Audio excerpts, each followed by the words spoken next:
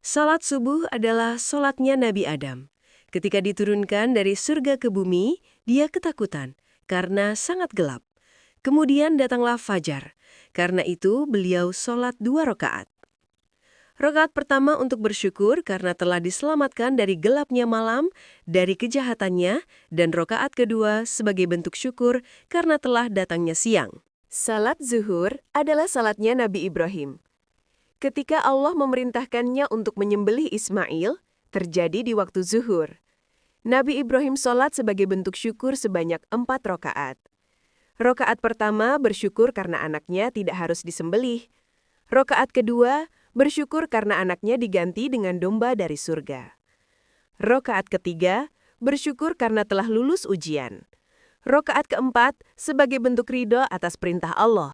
Sholat asar adalah sholatnya Nabi Yunus ketika Allah keluarkan dari dalam perut ikan. Dan itu terjadi di waktu asar. 4 rakaat dikerjakan Nabi Yunus sebagai bentuk syukur kepada Allah karena telah diselamatkan dari 4 kegelapan. Kegelapan dalam lambung ikan ada di dalam perut ikan. Ikan ada dalam laut yang dalam.